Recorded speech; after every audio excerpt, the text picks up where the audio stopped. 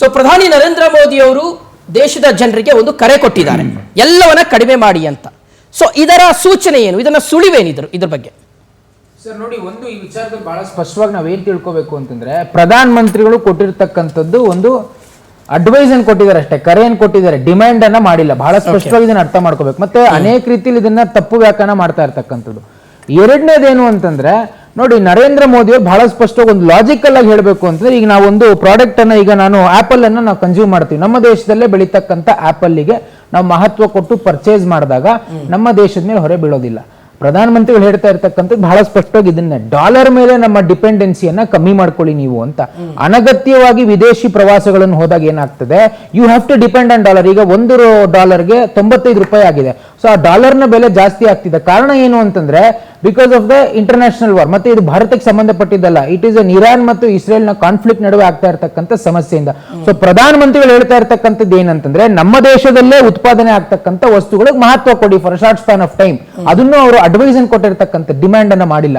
So ಆಗಾಗ ನಿಮ್ಗೆ ಏನಾಗ್ತದೆ, ಡಾಲರ್ ಮೇಲೆ ಡಿಪೆಂಡೆನ್ಸಿ ಕಮ್ಮಿ ಆಗಿದೆ. ಈಗ ಗೋಲ್ಡ್ ನ ವಿಚಾರಕ್ಕೆ ಬಂದಾಗ ಎಲ್ಲ ಕೂಡ ಹೇಳ್ಬಿಟ್ರೆ ಗೋಲ್ಡ್ ತಗೋಬಾರ್ದು ಅಂತ ಹೇಳ್ತಾ ಇದ್ದಾರೆ ಪ್ರಧಾನಮಂತ್ರಿಗಳು. ಬಹಳ ಸ್ಪಷ್ಟವಾಗಿ ಅರ್ಥ ಮಾಡ್ಕೊಳ್ಳಿ, 2025-26 ರಿಪೋರ್ಟ್ಸ್ ಅನ್ನು ನೋಡ್ತಾ ಇದ್ದೆ.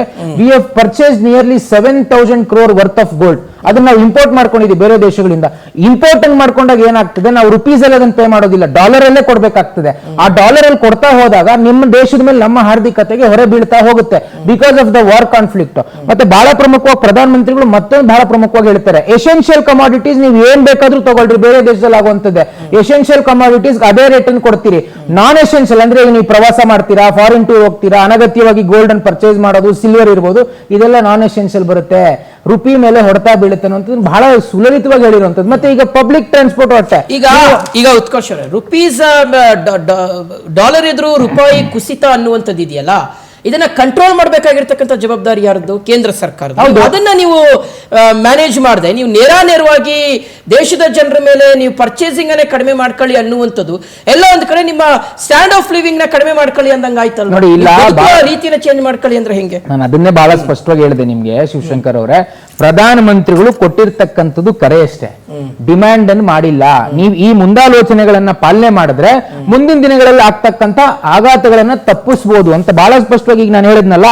ಇದೇ ಪಿ ಚಿದಂಬರಂ ಅವರು ಹೇಳ್ತಾರೆ, ಏನ್ ಹೇಳ್ತಾರೆ ಗೋಲ್ಡ್ ನ ವಿಚಾರದಲ್ಲಿ, if I one wish which the people of India can fulfil is don't by gold ಅಂತ ಚಿದಂಬರಂ ಹೇಳ್ತಾರೆ. ಯಾವಾಗ ಫೈನಾನ್ಸ್ ಮಿನಿಸ್ಟರ್ ಬಂದು ಪ್ರೆಸ್ ಮೀಟ್ ಮಾಡ್ತಾರೆ, ಇದೇ ವೀರಪ್ಪ ಮೊಯ್ಲಿ ಅವರು 2013 ಬಹಳ ಸ್ಪಷ್ಟವಾಗಿ ಹೇಳ್ತಾರೆ, ಪ್ಲೀಸ್ ಅವಾಯ್ಡ್ ಪಬ್ಲಿಕ್ ಟ್ರಾನ್ಸ್ಪೋರ್ಟ್, ಅಲ್ಲ please avoid private transport, going metro ಅಂತ. ಅವಾಗ ಯಾವ ಯುದ್ಧ ಆಯ್ತು, ಯಾವ ಸಮಸ್ಯೆ ಇತ್ತು, ಕಾಂಗ್ರೆಸ್ ಅವರು ಮಾತಾಡೋಣ. ದರ್ಶನ್ ಅವರು ಏನ್ ಹೇಳ್ತೀರಿ? ಸೊ ಸಹಜವಾಗಿ ಕಾಂಗ್ರೆಸ್ ಇದನ್ನ ವಿರೋಧ ಮಾಡ್ತಾ ಇದೆ ಅನ್ನುವಂಥದ್ದು, ನಿಮ್ಮ ನಾಯಕರೆಲ್ಲ ಸಿಕ್ಕಾಪಟ್ಟೆ ಮುಗಿ ಬೀಳ್ತಾ ಇದ್ದಾರೆ ಪ್ರಧಾನಿ ನರೇಂದ್ರ ಮೋದಿ ಅವರ ವಿರುದ್ಧ, ಏನ್ ಹೇಳ್ತೀರಿ?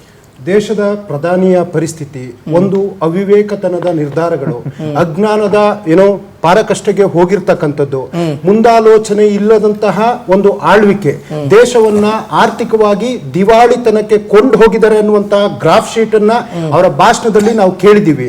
ಅವರ ಭಾಷಣಗಳು ಚುನಾವಣಾ ಭಾಷಣಗಳಲ್ಲಿ ಇವನ್ನೆಲ್ಲ ಹೇಳ್ಬಿಟ್ಟಿದ್ರೆ ಅದರ ಉತ್ತರನೇ ಬೇರೆ ಇರೋದು. ಉದಾಹರಣೆಗೆ ಗ್ಯಾಸ್ ರೇಟ್ ನ ಏನು ವೆಸ್ಟ್ ಬೆಂಗಾಲು ಈ ಚುನಾವಣೆ, ತಮಿಳುನಾಡು ಚುನಾವಣೆ ಮುಗಿದ ಮಾರನೇ ದಿನ $993 ಜಾಸ್ತಿ ಮಾಡಿದ್ರಲ್ಲ, ಅಲ್ಲಿ ತನಕ ಏನು ಆಗಿಲ್ದೇ ಇರೋ ರೀತಿ ಚುನಾವಣಾ ಪ್ರವಾಸಗಳನ್ನ ಮಾಡ್ಕೊಂಡಿದ್ರು. ಇವ್ರ ರ್ಯಾಲಿಗಳಿಗೆ ಜನ ಏನಾದ್ರು ನಡ್ಕೊಂಡು ಎತ್ತಿನ ಪಾಕಿಸ್ತಾನದಲ್ಲಿ ಅದಕ್ಕಿಂತ ಡಬಲ್ ಆಗಿದೆ ಅಂತಾರೆ, ಬಾಂಗ್ಲಾದೇಶದಲ್ಲಿ ಜಾಸ್ತಿ ಆಗಿದೆ ಅಂತಾರೆ. Yes sir. ತಾಲಿಬಾನ್ ಇಂದು ನಾನು ನಿನ್ನೆ ಒಂದು ಡಿಬೇಟ್ ಅಲ್ಲಿ ಹೇಳ್ತಾ ಇದ್ದೆ, ಅಲ್ಲಿ ಕರೆನ್ಸಿ ಚೆಕ್ ಮಾಡಿ $63-64 ಇದೆ ತಾಲಿಬಾನ್. ಆ ಒಂದು ರಾಷ್ಟ್ರ ಯಾವ ರೀತಿ ರಾಷ್ಟ್ರ ಅಂತ ಗೊತ್ತು. ನಮ್ಮಿಂದ ಆರ್ಥಿಕ ಸಹಾಯ ಕೊಟ್ಟಿದ್ದಾರೆ ಮೋದಿಯವರು. 23ರಲ್ಲಿ 800 ಕೋಟಿ, ಈ ಬಾರಿ ಬಜೆಟ್ ನಲ್ಲಿ 200 ಕೋಟಿ ಎಲ್ಲ ಸಹಾಯ ಕೊಡ್ತಾ ಇದ್ದಾರೆ. ಅಂತ ರಾಷ್ಟ್ರ ಡಾಲರ್ ಇದ್ರು $63 ಆ ರೂಪಾಯಿಯ ವ್ಯಾಲ್ಯೂ ಇರಬೇಕಾದ್ರೆ ನಮ್ಮ ಆರ್ಥಿಕ ಪರಿಸ್ಥಿತಿ ಎಲ್ಲಿ ಹೋಗಿದೆ ನೀವು ಚೆಕ್ ಮಾಡಿ. ನೀವು ಉದಾಹರಣೆ ಕೊಟ್ಟದ್ದು ನಾನು ಸ್ವಾಗತ ಮಾಡ್ತೀನಿ ಸರ್. ಇವತ್ತು ನರೇಂದ್ರ ಮೋದಿ ಅವರು ನೋಟ್ ಬ್ಯಾನ್ ಆಗ್ಬೇಕಾದ್ರೆ ಒಂದು ಮಾತಾಡಿದ್ರು, ಕಪ್ಪು ಹಣವನ್ನ ತರ್ತೀನಿ, ಇನ್ನು ಸ್ವಿಸ್ ಬ್ಯಾಂಕ್ ಅಲ್ಲಿ ಏನು ತುಂಬಿಸಿಟ್ಟಿದ್ದಾರೆ ಎಲ್ಲ ಈ ದೇಶಕ್ಕೆ ಬರುತ್ತೆ ಅಂತಂದ್ರು. ಇಲ್ಲಿ ತನಕ ನಯಾ ಪೈಸೆ ಕಪ್ಪು ಹಣ ಬರಲಿಲ್ಲ. ನೋಟ್ ಬ್ಯಾನ್ ಇಂದ ಸಣ್ಣ ಪುಟ್ಟ ಗುಡಿ ಕೈಗಾರಿಕೆಗಳು, ಈವನ್ ಇಂಡಸ್ಟ್ರಿಗಳು ಮುಚ್ಚೋಗಿ ಸುಮಾರು 3 ಲಕ್ಷಕ್ಕೂ ದಕ್ಷಿಣ ಭಾರತದಲ್ಲಿ ಫ್ಯಾಕ್ಟರಿಗಳು, ಸಣ್ಣ ಪುಟ್ಟ ಕೈಗಾರಿಕೆಗಳು ಮುಚ್ಚೋಗಿ ಲಕ್ಷಾಂತರ ಜನ ನಿರುದ್ಯೋಗಕ್ಕೆ ಒಳಗಾದ್ರು. ಸರ್ ಕೋವಿಡ್ ಬಂತು ಸರ್. ಕೋವಿಡ್ ಬಂದಾಗ ದೇಶದ ಬಾಗಿಲನ್ನು ಮುಚ್ಚೋದ್ಬಿಟ್ಟು ಯಾರು ಇವ್ರ ದೋಸ್ತು ಟ್ರಂಪ್, ನಮಸ್ತೆ ಟ್ರಂಪ್ ಅಂತೇಳಿ ಇಲ್ಲ ಮಟೂರು ಸ್ಟೇಡಿಯಂ ಅಲ್ಲಿ ಅವ್ರ ಹೆಸರನ್ನ ಬದಲಾಯಿಸ್ಬಿಟ್ಟು, ಸರ್ದಾರ್ ಪಟೇಲ್ ಸ್ಟೇಡಿಯಂ ಹೆಸರು ಬದಲಾಯಿಸಿ ಲಕ್ಷಾಂತರ ಜನರನ್ನ ಸೇರಿಸಿ ಅದು ಕೋವಿಡ್ ಉಲ್ಬಣ ಆಗ್ತಾ ಹೋಯ್ತು. ಆದ್ಮೇಲೆ ಏನ್ ಹೇಳ್ತಾರೆ, ವೈಜ್ಞಾನಿಕ ಸಲಹೆ ಕೊಡ್ಬೇಕು. ಸಲಹೆ ಕೊಡೋದಾದ್ರೆ ದೀಪ ಹಚ್ಚಿ, ಶಂಕ ಊದಿ, ಚಪ್ಪಾಳೆ ಬಡಿರಿ, ಅದೆಲ್ಲ ದೇಶವನ್ನ ಒಗ್ಗಟ್ಟಿಸುವ ಎಲ್ಲ ಮಸೀದಿ ನಮಾಜ್ ಮಾಡಿ ಅಂತ ಹೇಳ್ಬೇಕಾಗಿತ್ತೇನ್ರಿ? ಇಂಥ ಸಂದರ್ಭ ನಮಾಜ್ ಮಾಡಿ ಅಂತ ಒಟ್ಟಾಗಿ ಇರುವಂತಹ ಒಂದು ಪ್ರಯತ್ನವನ್ನ ಪ್ರಧಾನಿ ನರೇಂದ್ರ ಮೋದಿ ಮಾಡಿದ್ದಾರೆ. ಅದರಿಂದ ಕೋವಿಡ್ ಹೋಗ್ಬಿಡುತ್ತಂತ ಯಾರು ಅನ್ಕೊಂಡಿಲ್ಲ ಸರ್, ಸ್ವತಃ ಪ್ರಧಾನಿಗಳಿಗೂ ಗೊತ್ತು. ಆಯ್ತು ಹೇಳಿ. ಸರ್, ಈಗ ಕೈ ಕಾಲೆಲ್ಲ ಊನಾಗ್ತಿತ್ತಲ್ಲ, ಅವಾಗ ನಾವು ತಂತ್ರಜ್ಞಾನದಲ್ಲಿ ವೈಜ್ಞಾನಿಕವಾಗಿ ಬಹಳ ಹಿಂದುಳಿದಿದ್ವಿ ನಮ್ಮ ದೇಶ. ಅವಾಗ ಏನಾದ್ರೂ ನಾವು ದೀಪ ಹಚ್ಚಿ, ಚಪ್ಪಾಳೆ ಬಡಿರಿ, ಜಾಕ್ಟೆ ಊದಿ, ಶಂಕ ಊದಿ ಅಂತ ಹೇಳ್ಬಿಟ್ಟಿದ್ರೆ ಇವತ್ತು ಎಲ್ಲರ ಕೈ ಕಾಲು ನೆಟ್ಟುಗಿರ್ತಿರ್ಲಿಲ್ಲ. ಪೋಲಿಯೋ ಲಸಿಕೆ ಕೊಟ್ಟಿದೀವಿ, ದಡಾರ ಲಸಿಕೆ ಕೊಟ್ಟಿದೀವಿ, ಸೈಂಟಿಫಿಕಲ್ ಆಗಿ ಯೋಚನೆ ಮಾಡ್ಬೇಕಾಗ್ತದೆ. ಆಯ್ತಪ್ಪ, ಎಲ್ಲ ಮಾಡಿದ್ವಿ. ಇಲ್ಲಿ ಎಷ್ಟು ವಿರೋಧ ಇದೆ ಕಾಂಗ್ರೆಸ್ನವ್ರಿಗೆ. ದೀಪ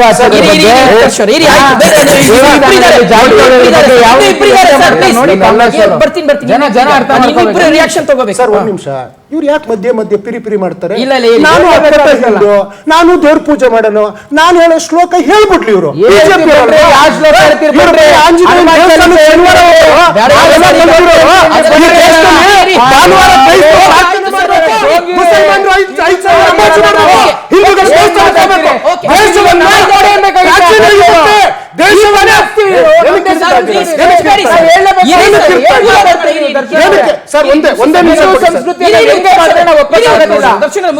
ಸರ್ ನೋಡಿ, ಈಗ ಗೆಡ್ಡೆ ಗೆಣಸು ತಿನ್ನಿ ಅಂತಾರೆ.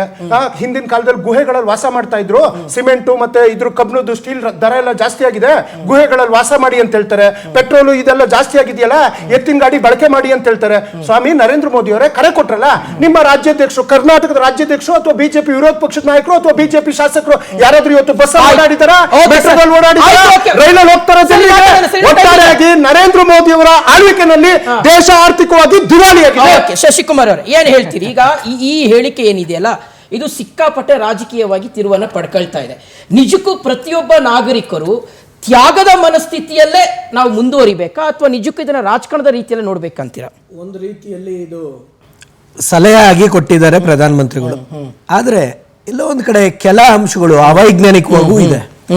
ಈಗ ಶಾಲೆ ಶಿಕ್ಷಣದ ವಿಷಯ ಬಂದಾಗ ಮತ್ತೊಮ್ಮೆ ಆನ್ಲೈನ್ ವಿಷಯ ಮಾತಾಡಿರೋದು ಅತ್ಯಂತ ಶೋಚನೀಯ.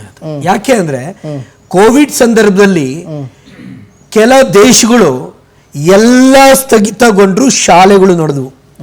ನಮ್ಮ ದೇಶದಲ್ಲಿ 500 ದಿನ, ಎಷ್ಟು ದಿನ? 500 ದಿನ ನಾವು ಬಂದ್ ಮಾಡಿ ಇವತ್ತಿನ ದಿನ ಅದರ ಇಂಪ್ಯಾಕ್ಟ್ ಇದೆಯಲ್ಲ, ಮಕ್ಕಳ ಒಂದು ಕಲಿಕೆ ಮೇಲೆ ಆಗಿರ್ತಕ್ಕಂಥ ದುಷ್ಪರಿಣಾಮ ಇವತ್ತಿಗೂ ಸರಿಪಡಿಸೋಕ್ಕಾಗ್ತಾ ಇಲ್ಲ.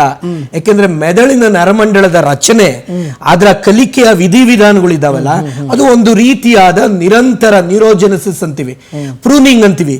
ಪ್ರೂನಿಂಗ್ ಅಂದ್ರೆ ತಾಯಿ ಗರ್ಭದಿಂದ ಸಾಯೋ ತನಕ ನ್ಯೂರೋಜೆನೆಸಿಸ್ ಅಂತ ಕಲಿಕೆ ಆಗ್ತಾ ಇರುತ್ತೆ. ಯಾವಾಗ ಒಂದು ವಿಷಯ ಕಲ್ತಿರೋದು ಕೆಲ ಕ್ರಮದಲ್ಲಿ ಕಲಿಕೆ ಮೆಲುಕಾಗ್ಲಿಲ್ಲ ಅಂದ್ರೆ ಪ್ರೂನಿಂಗ್ ಅಂದ್ರೆ ಕರಗೋಗುತ್ತೆ. ಈ ಕರಗೋಗುವಂತ ಕ್ರಿಯೆ 500 ದಿನಗಳು ನಾವು ಅದರಲ್ಲೂ ಶಾಲಾ ಶಿಕ್ಷಣದಲ್ಲಿ ಮಾಡಿದ್ವಲ್ಲ, ಅದರ ದುಷ್ಪರಿಣಾಮ ಇವತ್ತೇನಾರ ಈ ಸಲಹೆ ಕೊಟ್ಟಿದ್ದಾರೆ. ಇದನ್ನು ಒಪ್ಪುವಂಥದ್ದು ಬಿಡೋದು ಅಂತ ಅಲ್ಲ. ನಾಳೆ ದಿನ ಈ ಸಲಹೆಯೇನೆ ನೀವು ಆದೇಶ ಮಾಡಿದ್ರೆ, ಆರ್ಥಿಕ ಸಂಕಷ್ಟ ಬಂದಿದೆ, ನಾಳೆ ನೀವು ಶಾಲೆಗಳನ್ನ ತೆರಿಬಾರ್ದು ಅಂದ್ರೆ ಇದ್ರಂತ ದುರ್ದೈವ, ಇದ್ರಂತ ಅನ್ಯಾಯದ ಕೆಲಸ ಇನ್ನೊಂದಿಲ್ಲ. ನಾವೇನ್ ಹೇಳ್ತೇವೆ, ನೀವು ಏನು ಬೇಕಾದ್ರೂ ಮಾಡಿ. ಈಗ ಕೆಲ ಸಲಹೆಗಳು ಹೌದು, ನೀವು ವಾಹನಗಳನ್ನ ಪೋಲಿಂಗ್ ಮಾಡ್ಕೊಳ್ಳಿ, ಕೆಲವು ಇಂಧನ ಉಳಿಸಿ. ಆಮೇಲೆ ಡಾಲರ್ ಬಗ್ಗೆ ಇವರಿಬ್ರು ಮಾತನಾಡ್ತಾ ಇದ್ದಾರಲ್ಲ, ನಾವು ಇದೇ ಪ್ರಶ್ನೆ ಕೇಳ್ತೀವಿ ಸ್ವಾಮಿ. ಈಗೊಂದು 8 ವರ್ಷದಿಂದ ಡಾಲರ್ ಬೆಲೆ ಇವತ್ತೇರಿರೋದಲ್ಲ, ಏರೇ ಬಿಟ್ಟಿದೆ. ಇಲ್ಲಿ ಒಂದು ಹಂತದಲ್ಲಿ ಅಲ್ಲಾಡ್ತಾ ಇದೆ. ಇದನ್ನ ನಿಯಂತ್ರಣ ಮಾಡಕ್ಕೆ ಇವತ್ತು ಕೊಡೋ ಅಂತ ಸಲಹೆಗಳು ಇಷ್ಟು ವರ್ಷ ಯಾಕೆ ಕೊಡ್ಲಿಲ್ಲ? ಓಕೆ, ಇದು ಸಾರ್ವಜನಿಕರ ಪ್ರಶ್ನೆನೂ ಆಗುತ್ತಲ್ಲ. ನಿನ್ನೆ ಮೊನ್ನೆಯಿಂದ ಕೇಳ್ತಾ ಇಲ್ಲ, ಡಾಲರ್ ಬೆಲೆ ಏರ್ಬಿಟ್ಟಿದೆ, ನೀವು ಕಂಟ್ರೋಲ್ ಮಾಡ್ತಾ ಇಲ್ಲ ಅಂತ. ಇದು ನಿರಂತರವಾಗಿ ಬರ್ತಾ ಇದೆ.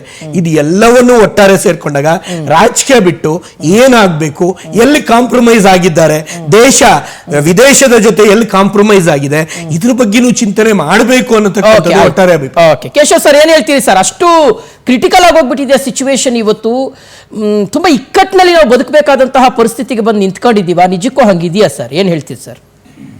ಭಾರತದ ಮ್ಯಾಕ್ರೋ ಎಕನಾಮಿಕ್ ಇಂಡಿಕೇಟರ್ಸ್ ಬಗ್ಗೆ ಮಾತಾಡಿದ್ರೆ ನೀವು ಎಕನಾಮಿಕ್ ಗ್ರೋತ್ ಆಗಿರ್ಬೋದು, ಇಲ್ಲ ನಮ್ದು GDP ಯ ಸೈಜ್ ಇರ್ಬೋದು, ಇದ್ರಲ್ಲೆಲ್ಲ ನಿಮ್ಗೆ ಪಾಸಿಟಿವ್ ಅಂಶಗಳು ಕಾಣುತ್ತೆ. ಓಕೆ, ಅದೇ ಒಂದು ನೆಗೆಟಿವ್ ಅಂಶ ಏನಿವತ್ತು ನಿಮ್ಗೆ ಕಾಣಿಸ್ತಾ ಇದೆ ಕಣ್ಣೆದುರಿಗೆ ಅಂತಂದ್ರೆ ನಮ್ಮ ಇಂಪೋರ್ಟ್ ಮತ್ತೆ ಎಕ್ಸ್ಪೋರ್ಟ್ ಮಧ್ಯೆ ಇರುವಂತಹ ಅಂತರ. ನಾವು ಏನು ಆಮದು ಮಾಡ್ಕೊಳ್ತಾ ಇದೀವಿ, ನಾವು ಅದಕ್ಕೆ ಅದು ಯಾವಾಗ್ಲೂ ಜಾಸ್ತಿ ಮೊದ್ಲಿಂದನೂ ಇತ್ತು, ಆದ್ರೆ ಈ ಕ್ರೈಸಿಸ್ ಟೈಮ್ ಅಲ್ಲಿ ಇನ್ನೂ ಜಾಸ್ತಿ ಆಗಿರುವಂತದನ್ನ ನೀವು ಗಮನಿಸಬೇಕು. ಈಗ ಏನಾಗಿದೆ ಅಂತಂದ್ರೆ ಅದರ ಎರಡರ ಡೆಫಿಸಿಟ್ ಏನಿದೆಯಲ್ಲ, ನಾವೀಗ 25-26 ಅಂಕಿ ಅಂಶ ಹೇಳ್ತೀನಿ ನಾನು, ಮಾರ್ಚ್ ವರ್ಗುನು, ಯಾಕಂದ್ರೆ ಮಾರ್ಚ್ ಒಳಗೆ ಕ್ರೈಸಿಸ್ ಶುರು ಆಗಿತ್ತು. ಎಲ್ಲ ಸೇರಿ ನಾವು ಆಮದು ಮಾಡ್ಕೊಂಡಿರುವಂತದ್ದು $728.5 ಬಿಲಿಯನ್ ಅಷ್ಟು ನಾವು ಆಮದು ಮಾಡ್ಕೊಂಡಿದೀವಿ.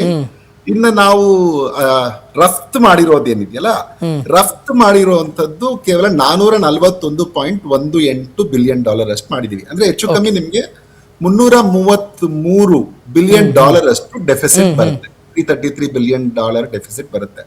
ಇದನ್ನ ನೀವು ಕನ್ವರ್ಟ್ ಮಾಡಿದ್ರೆ, ಸುಮ್ನೆ ನಾನು ರೂಪಾಯಿ ಕನ್ವರ್ಟ್ ಮಾಡಿ ನೀವು ಇವತ್ತಿನ ದಿನಕ್ಕೆ ನೋಡಿದ್ರೇನು ಹೆಚ್ಚು ಕಮ್ಮಿ $31.87 ಟ್ರಿಲಿಯನ್ ರೂಪಾಯಿ ಅಷ್ಟು ಅಂತರ ಇದೆ ನಾವು ಕೊಂಡ್ಕೊಳ್ಳೋದಕ್ಕೂ ನಾವು ಕೊಡ್ತಾ ಇರೋದಕ್ಕೂ ಬೇರೆ ದೇಶಗಳಿಗೆ.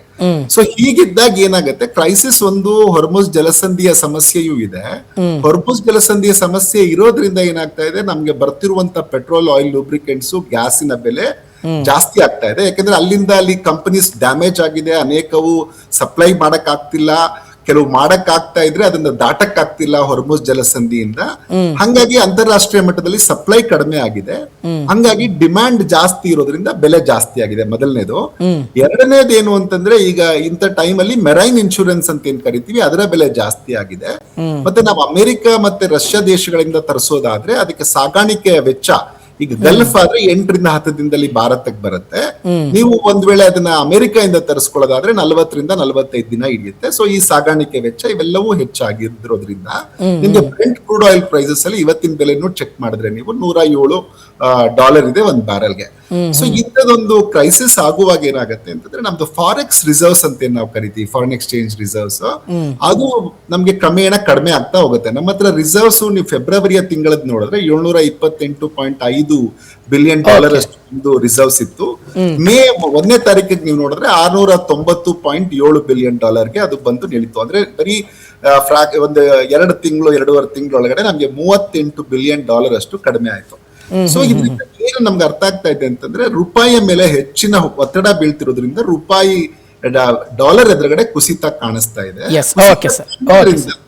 ಶಾರ್ಟ್ ರನ್ ಅಲ್ಲಿ ನೀವು ಮ್ಯಾನುಫ್ಯಾಕ್ಚರಿಂಗ್ ಅನ್ನ ತುಂಬಾ ಹೆಚ್ಚು ಮಾಡಕ್ ಸಾಧ್ಯ ಇಲ್ಲದೆ ಇರೋದ್ರಿಂದ ಒಂದಷ್ಟು 8 ಸಲಹೆ ಕೊಟ್ಟಿದ್ದಾರೆ. ಇದರಲ್ಲಿ ಯಾವ್ದು ಸಾಧ್ಯ ಆಗತ್ತೆ ಅದನ್ನ ಮಾಡಿದ್ರೆ, ನಾನು 100% ಮಾಡ್ತಾರೆ ಅಂತ ನಾನು ಹೇಳ್ತಿಲ್ಲ, ನಮ್ ಜನ 15% ಮಾಡಿದ್ರೇನು, ನಿಮ್ಗೆ 15% ಮಾಡಿದ್ರೇನು ಯೋಚನೆ ಮಾಡಿ, ನಾವು ಎಷ್ಟು ಸೇವ್ ಮಾಡ್ತೀವಿ. $333 ಬಿಲಿಯನ್ ಅಲ್ಲಿ ಕೇವಲ 15% ಅಂದ್ರೂ ಅಷ್ಟು ಭಾರತದ ಆರ್ಥಿಕತೆಗೆ ಒಳ್ಳೇದಾಗುತ್ತೆ ಅನ್ನೋದು. ಓಕೆ, ರೈಟ್ ಸರ್, ಮಾತಾಡೋಣ. ಓಕೆ, ಇನ್ನು ವೀಕ್ಷಕರೇ, ಈಗ ನಮ್ಮ ದೇಶ ಭಾರತ ಸ್ವಾವಲಂಬನೆ ಆಗ್ತಾ ಇರತಕ್ಕಂಥದ್ದು ಬೇರೆ ಬೇರೆ ದೇಶಗಳ ಮೇಲೆ ಡಿಪೆಂಡೆನ್ಸಿ ಅನ್ನುವಂಥದ್ದು ರೇಟ್ ಏನಿದೆ ಅದನ್ನು ಆದಷ್ಟು ಕಡಿಮೆ ಮಾಡ್ಕೊಂಡ್ರೆ ಬಹುಶಃ ಈ ರೀತಿಯಾದಂಥ ಪರಿಸ್ಥಿತಿ ಮುಂದಿನ ದಿನಗಳಲ್ಲಿ ಜಾಗತಿಕ ಮಟ್ಟದಲ್ಲಿ ಈ ರೀತಿಯಾದಂಥ ಅನಿಶ್ಚಿತತೆ ಏನೇ ಎದುರಾದರೂ ಸಹ ನಮಗೆ ಅದರಿಂದ ನಾವು ಬಾಧಿತರಾಗಲ್ಲ ಅನ್ನುವ ರೀತಿಯಾದಂಥ ಚರ್ಚೆ ಇದೆ. ಅದು ಒಂದು ಭಾಗ.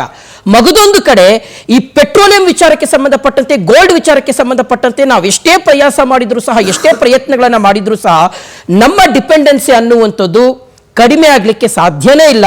ಜಾಗತಿಕ ಮಟ್ಟದಲ್ಲಿ ಮಧ್ಯಪ್ರಾಚ್ಯದಲ್ಲಿ ಈ ರೀತಿಯಂಥ ಸಂಘರ್ಷದ ವಾತಾವರಣ ಇದ್ದಂಥ ಸಂದರ್ಭದವರೆಗೂ ಸಹ ನಾವು ಅದರ ಪರಿಣಾಮಗಳನ್ನು ಎದುರಿಸಬೇಕಾಗುತ್ತೆ ಅನ್ನುವ ರೀತಿಯಾದಂಥ ಚರ್ಚೆಗಳಿದೆ.